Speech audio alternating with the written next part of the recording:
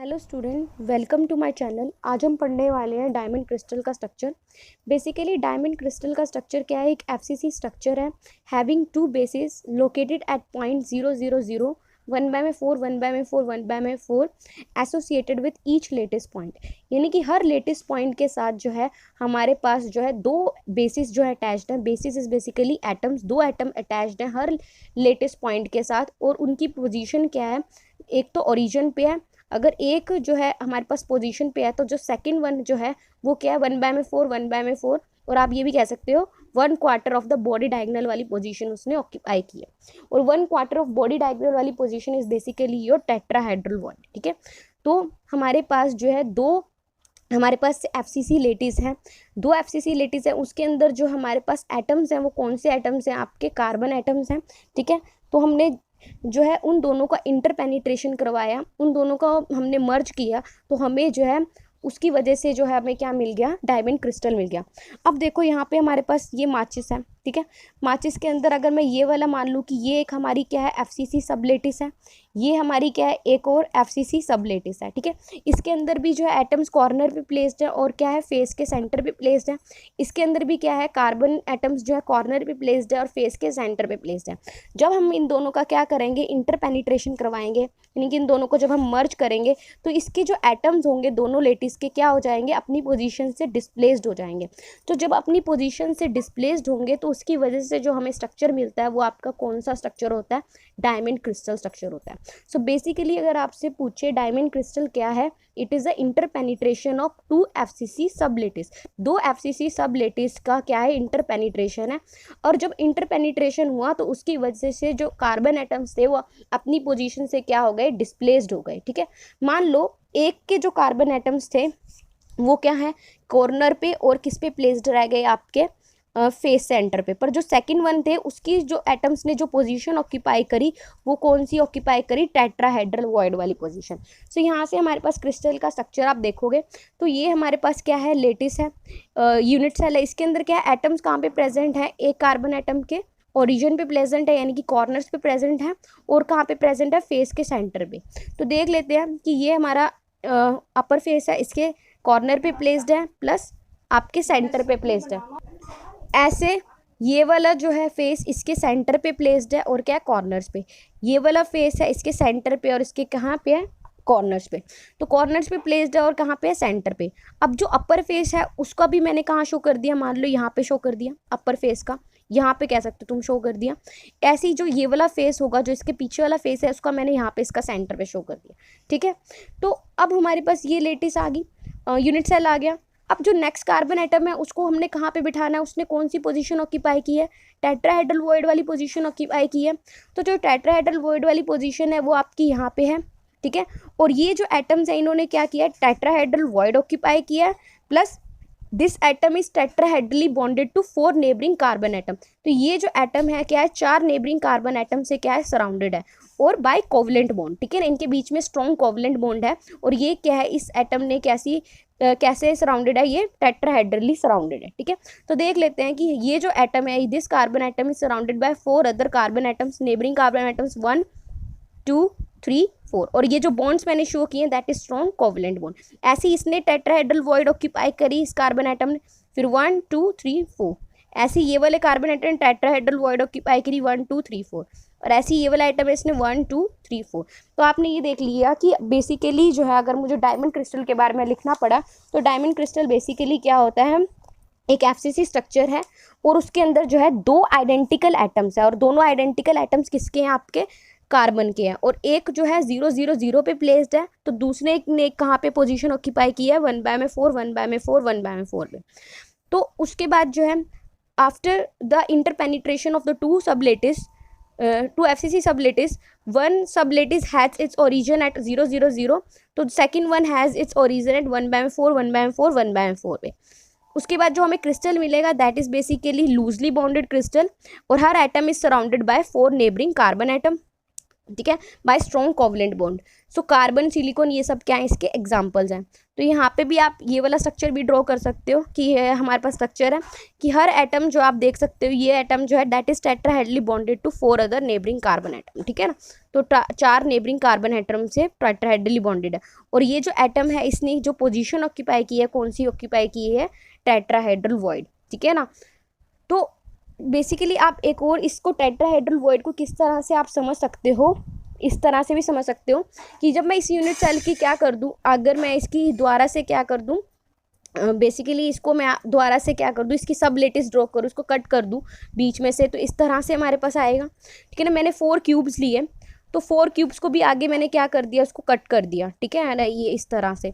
तो अब हमारे पास क्या है, जो 2 ऑल्टरनेटिंग क्यूब्स होंगे ना, उनका जो सेंटर होता है ना, वो हमें क्या दे देता है, टेट्राहेड्रल वॉइड, ठीक है ना। ये ऑल्टरनेटिंग क्यूब था, ये क्यूब मैंने कंसीडर किया, ठीक है। तो उसका जो सेंटर हमें क्या दे देगा, टेट्राहेड्रल वॉइड। इन टेट्राहेड्रल वॉइड कहाँ पे होते हैं, जो 2 ऑल्टरनेटिंग क्यूब्स होते हैं ना, उनके सेंटर क्या मिलता है हमें, टेट्राहेड्रल वॉइड। अब ये वाला क्यूब मैं अगर कंसीडर करूँ बेसिकली, ठीक है, तो ये वाला जो क्यूब मैं जब कंसीडर करूँगी तो उसका जो हमें सेंटर मिलेगा वो इस तरह से लाई करेगा।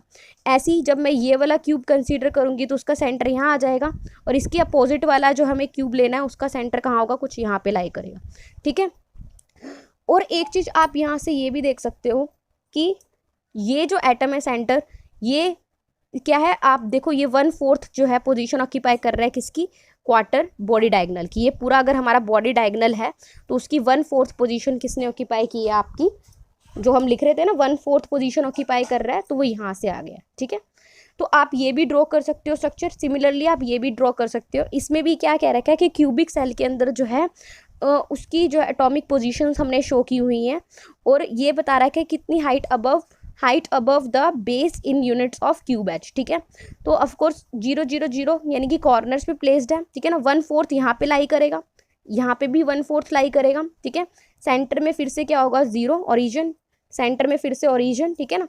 तो 1/4 यहाँ लाई करेगा, 1/4 पोजीशन यहाँ, और देखो ये दोनों 1/4, ठीक है ना, फिर ओरिजिन बॉडी डायगोनल पे लाई करना है ना, तो ये 1/4 और फिर ओरिजिन, ठीक है। इसके बाद क्या है हमारे पास, ये दोनों का जो बीच का होगा दैट इज हाफ, इन दोनों का बीच में दैट इज हाफ, ठीक है, ये भी हाफ। अब देखो ये हाफ है, इधर मूव करने के लिए हमें कितना डिस्टेंस चलना पड़ेगा, 3/4 चलना पड़ेगा। सो यहाँ तक चलने के लिए हमें कितना चलना पड़ेगा, ये जो पोजीशन होगी आपकी क्या होगी, 3/4 पोजीशन होगी, ठीक है। 1/2 और इसके जो बीच वाला जो पॉइंट होगा क्या होगा, 3/4 होगा। तो ये हम इस तरह से भी ड्रॉ कर सकते हो, मेनली ये स्ट्रक्चर इंपॉर्टेंट है, ठीक है। उसके बाद अब हमें निकालना है इसके अंदर क्या निकालना है, पैकिंग फ्रैक्शन, ठीक है, packing fraction of diamond structure. अब देखो सबसे पहले हमें ये पता होना चाहिए कि कितने नंबर ऑफ एटम्स हैं यूनिट सेल के अंदर। तो बेसिकली जो डायमंड क्रिस्टल की अगर मैं बात करूं, उसके अंदर जो एटम्स कहाँ कहाँ प्रेजेंट है, कॉर्नर पे प्रेजेंट है, तो उनका कॉन्ट्रीब्यूशन कितना होगा, 1/8 होता है, और इंटू 8 कॉर्नर्स होते हैं, तो कितना कॉन्ट्रीब्यूशन आ जाएगा, 1। ऐसी FCC जो है दैट इज शेयर्ड बाय 3, ठीक है। FCC की अगर मैं बात करूं तो उसका कंट्रीब्यूशन कितना रहेगा, 3 रहेगा, ठीक है। हर कॉर्नर पे होगा, उसके हर फेस के सेंटर पे होगा, ठीक है। तो ऑल्टरनेटिंग वॉइड का कंट्रीब्यूशन, अब देखो जो वॉइड की अगर मैंने बात की है, tetrahedral void that is not share by any of the cell, ठीक है ना, किसी के साथ शेयर नहीं कर रहा, ये सेंटर पे है, तो इन सबका कंट्रीब्यूशन 4 हमारे पास है ना, 1 2 3 और एक हमें यहाँ पे मिलेगा 4, ठीक है। तो चारों का क्या रहेगा, सिंगल कंट्रीब्यूशन रहेगा, ये किसी से शेयर पे नहीं है, तो इनकी वैल्यू अगर मैं लिखूं तो कितनी आ जाएगी, 4। So total number of atoms कितने आ गए हमारे पास, 8। ये आपको कहीं किसी डायगोनल जो है हमारे पास कितने 8 आ रहा है। कैसे हैं देखो बच्चे, ये वाला जो ये जो क्यूब था इसका सेंटर यहाँ पे है, ठीक है। ये वाला जो क्यूब है ना, इसका जो अगर मैं सेंटर की बात करूँ तो वहाँ पे टेट्राहेड्रल वॉइड है, तो वो यहाँ पे लाई करेगा। सो बॉडी डायगोनल की अगर मैं बात करूँ तो ये पूरी लाइन है। सो बॉडी डायगोनल की अगर मैं बात करूँ, मैं अगर, तो वो कितनी होंगी, 8R होगी। कैसी होगी, इस स्फीयर ये हाफ शेयर है तो R, ये फुल शेयर है 2R, ये कितना शेयर है 2R, ये कितना शेयर है 2R, और ये कितना है हाफ R। तो R plus 2R plus 2R plus 2R plus R, तो टोटल कितना आ गया हमारे पास 8R। और ये जो पूरी की लेंथ होती है दैट इज बेसिकली √3 है। तो पूरी की लेंथ कितनी होती है आपके पास, √3 है। तो यहाँ से हमारे पास अगर जो साइड क्यूब की A है तो डायगोनल की जो लेंथ कितनी होती है आपकी, √3 है। तो यहाँ से √3 जो है हमारे पास 3 तो फुल स्फीयर्स हमें मिले, 3 तो फुल स्फीयर मिले और 2 हमें क्या मिले, हाफ स्फीयर मिले, इस करके क्या आ गई value 8r। 8r is equal to √3 है, तो a कितना निकल के आ गया 8r बाय में √3। तो वॉल्यूम ऑफ क्यूब क्यूब निकाल लोगे, दैट इज बेसिकली a का क्यूब, इसका क्या करना है आपको क्यूब करना है। उसके बाद है पैकिंग फ्रैक्शन। पैकिंग फ्रैक्शन क्या होती है, जितना एटम्स ने जो है क्यूब यूनिट क्यूब के अंदर जो वॉल्यूम ऑक्यूपाई किया है divided by the total number of total volume of cube की अगर मैं बात करूं तो ये क्या आ जाएगा, हमें पैकिंग फ्रैक्शन मिल जाएगा। सो पैकिंग फ्रैक्शन क्या होगा, 8 into volume of that sphere. So total number of spheres कितने हैं यूनिट सेल के अंदर, 8 हैं, 8 इंटू क्या है volume of sphere, that is 4/3 pi R cube. तो divided by total volume of cube वो क्या है 8r बाय में √3 का होल क्यूब। तो यहाँ से हमारे पास जो पैकिंग फ्रैक्शन निकल के आएगी वो कितनी आएगी आपकी 34%। तो हमने देखा जो डायमंड स्ट्रक्चर था, अब पैकिंग फ्रैक्शन ये बताता है ना कितना स्ट्रॉन्ग है हमारा डायमंड स्ट्रक्चर। तो वो कैसा है, लूजली पैक्ड है और उसके अंदर जो एटम्स हैं वो कहाँ पे प्लेस्ड है, centre of the regular tetrahedral. जो रेगुलर टेट्राहेड्रल है उसके सेंटर पे प्लेस्ड है और हर atom is surrounded by 4 neighbouring 4 corners कह लो या फिर 4 नेबरिंग कार्बन एटम्स। ठीक है, तो ये हमारे पास जो स्ट्रक्चर था वो कैसा था, आपका डायमंड स्ट्रक्चर था। तो ये आप ध्यान से देख लेना कि ये क्यूब है इसका सेंटर और इसमें जो टेट्राहेड्रली अपोजिट क्यूब, तो ये वाला इसका सेंटर ये पड़ेगा। ठीक है, तो ये नहीं है, इसको कट कर दो। ठीक है, इसको समझ लो। नेक्स्ट है आपका zinc blende structure. Zinc blende structure is basically the same as one जो हमने डायमंड स्ट्रक्चर में हमने पढ़ा। तो जिंक सल्फाइड जो है बेसिकली क्या होता है, इसके अंदर जो है जिंक सल्फाइड की बात करूँ तो इसके अंदर जो है 2 हमारे पास एटम्स होंगे। एक एटम किसका होगा, जिंक का होगा। उसके अंदर क्या है, एक उसने एफसीसी लेटिस ऑक्यूपाई करी, सल्फर एटम है उसने दूसरी एफसीसी लेटिस ऑक्यूपाई करी। ठीक है, यानी कि हमारे पास जो है जो true FCC cubic structure after the interpenetration होने के बाद हमें क्या मिलेगा कि हर lattice point is associated with 2 different atoms. ठीक है, सो बेसिकली हर एटम जो है अगर यहाँ पे अगर हम जिंक ने अगर कॉर्नर्स ऑक्यूपाई करें हैं और फेस के सेंटर ऑक्यूपाई करें हैं तो सल्फर क्या करेगा, टेट्राहेड्रल वॉइड ऑक्यूपाई करेगा। ठीक है, तो जिंक जो है सल्फर जो है वो यहाँ पे होगा और हर sulphur is surrounded by 4 zinc, और आप कह सकते हो ईच एटम कुछ भी हो सकता है, जिंक सल्फर इट डिपेंड्स। ठीक है ना, तो हर atom is surrounded by 4 other neighbouring opposite kinds atom. ठीक है ना, सो ये जो है क्या होगा, अपोजिट काइंड एटम्स के साथ सराउंडेड होगा बाय टेट्राहेड्रल बॉन्ड। ठीक है ना, कोवलेंट बॉन्डेड। ठीक है, सो इस तरह से तो पोजीशन बता दी कि मान लो जिंक कहाँ पे है, 0 0 0 पे है और कहाँ पे प्लेस्ड है 1/में, देखो यहाँ पे प्लेस्ड है। ठीक है, तो उसके बाद जो नेक्स्ट पोजीशन उसकी क्या रहेगी, हाफ रहेगी। ठीक है, अगर मान लो ये ओरिजिन है तो इसकी नेक्स्ट पोजीशन हाफ रहेगी। ठीक है, ऐसे ही हमारे पास क्या होगा, ये वाली पोजीशंस रहेंगी, लेकिन जो सल्फर है वो कहाँ पे प्लेस्ड होगा हमारे पास 1/4 1/4 1/4 पे। यहाँ कहाँ प्लेस्ड होगा 1/4 3/4 3/4 पे। ठीक है, इस तरह से प्लेस्ड होगा वो। तो हमने ये देखा कि ये जो स्ट्रक्चर है इसके अंदर जो है कोई सेंटर ऑफ इन्वर्जन सिमेट्री नहीं होती। ठीक है, और लेकिन जो है डायमंड स्ट्रक्चर होता है उसके अंदर जो है सेंटर ऑफ इन्वर्जन सिमेट्री लाई करती है at the mid point of line joining the nearest neighbouring atom.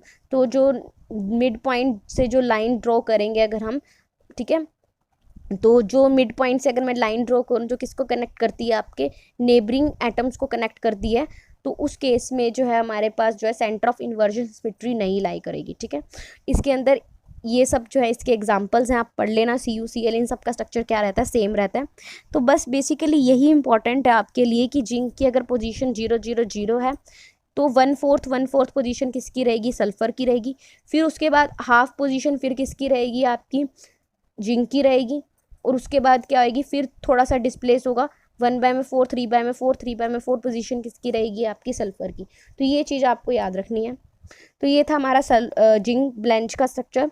उसके बाद है सोडियम क्लोराइड का स्ट्रक्चर। सोडियम क्लोराइड के स्ट्रक्चर में हमारे पास क्या होता है, बेसिकली जो ब्रेवियस लेटिस होती है वो FCC होती है।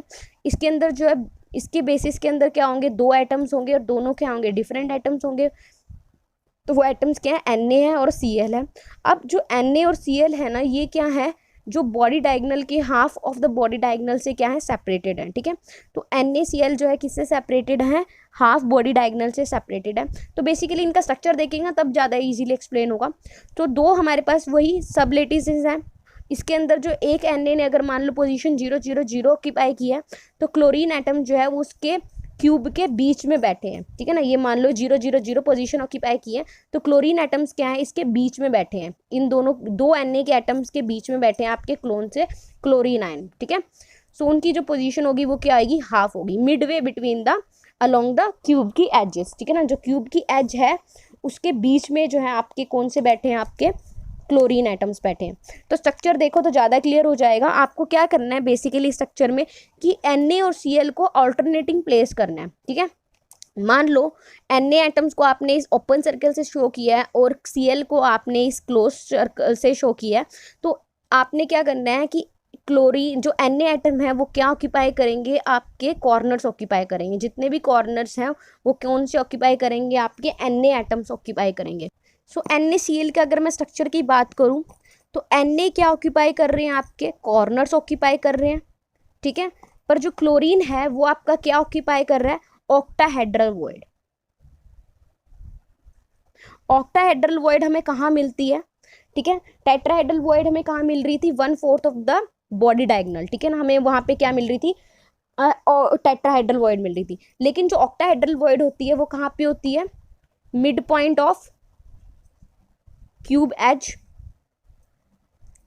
क्यूब की जो एज है उसके मिड पॉइंट पे हमें मिलती है, प्लस हमें कहाँ पे मिलेगा, ऑक्टाहेड्रल वॉइड बॉडी के सेंटर पे, ठीक है।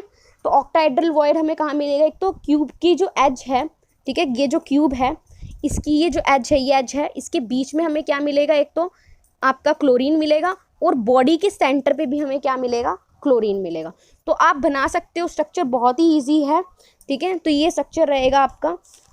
तो आपने बेसिकली लर्न कैसे करोगे, ऑल्टरनेटिंग बिठा दो। कॉर्नर्स पे किसको बिठाना है हमें, आपके Na को बिठाना, आप कॉर्नर्स पे Na को बिठा दोगे सबसे पहले, ठीक है।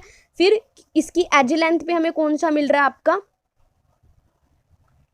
एज, ये जो एज है इसकी लेंथ पे मिड पॉइंट पे हमें कौन सा मिल रहा है, क्लोरीन, ठीक है। इसकी एज ये है, इसकी मिड पॉइंट पे क्लोरीन, इसकी एज ये है, इसकी मिड पॉइंट पे क्लोरीन।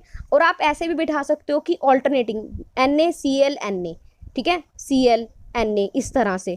और याद रखना बॉडी के जो सेंटर पे, जो आपकी बुक में मिस्टेक है, बॉडी के सेंटर पे यहाँ पे भी हमें क्या मिलेगा, इस पूरी बॉडी का जो सेंटर होगा वहाँ पे भी हमें क्या मिलेगा, क्लोरीन मिलेगा। तो यहाँ पे ये ठीक कर लें, ठीक है। सो बेसिकली इनकी पोजीशन अगर मुझे डिफाइन करनी है, और यहाँ पे ये भी देख सकते हो, हर Na atom is surrounded by 4 neighbouring chlorine atom, ठीक है ना। हर Na एटम किससे सराउंडेड है, 4 नेबरिंग क्लोरीन एटम से सराउंडेड है, ओके। तो यहाँ पे Na पॉजिटिव आयन ने ऑक्यूपाई करी पोजीशन 0 0 0। अगर Na ने 0 0 ओरिजिन ऑक्यूपाई किया है, 0 0 0 पोजीशन ऑक्यूपाई की है, उसके बाद Cl ने कौन सी पोजीशन ऑक्यूपाई की, 1/2 1/2 1/2। यहाँ पे हम ये 3 एक्सिस के लिए कंसीडर कर रहे हैं, इस करके XYZ, तो तीनों के लिए हम 1/2 1/2 1/2 लिख रहे हैं, ठीक है। ऐसी Na ने कौन सी पोजीशन ऑक्यूपाई करी, 1/2 1/2 और 0, ठीक है।